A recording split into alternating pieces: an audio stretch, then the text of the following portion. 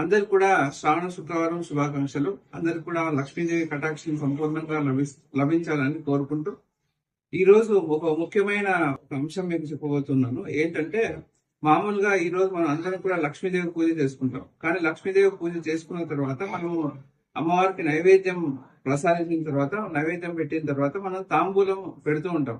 అయితే ఈ తాంబూలం పెట్టేటప్పుడు మనం తమలపాకులో 2 ఒక్కలు, మనకు తోచిన దక్షిణ, తర్వాత పండ్లు పెట్టి మనం అమ్మవారికి తాంబూలం పెడుతూ ఉంటాం. బ్లౌజ్ పీస్ పెట్టి తమలపాకులో పెట్టేసి మనం ఇస్తూ ఉంటాం.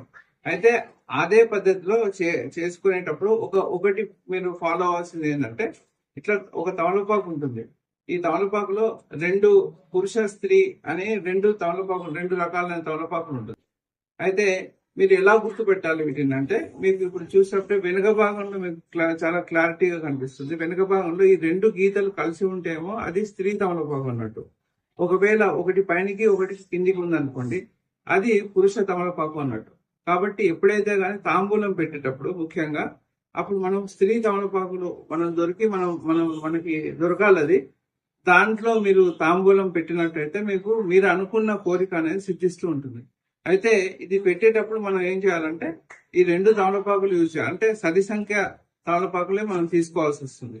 అంటే 2 గాని 4 గాని అట్లా తీసుకోవాలి.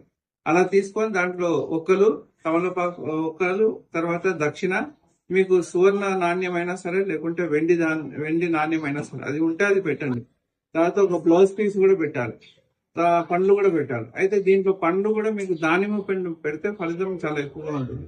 ఇలా ఈ రోజు మటుకే, నేను ప్రతిరోజు విషయం చెప్పట్లేదు, ఈ రోజు శ్రావణ శుక్రవారం రోజు ఇలా చేస్తే మీకు లక్ష్మీ కటాక్షం అనేది సంపూర్ణంగా లభిస్తుంది. కాబట్టి ఇది చేసి అమ్మవారి యొక్క సంపూర్ణమైన కటాక్షం పొందేటట్టుగా చూసుకోండి. నమస్కారం.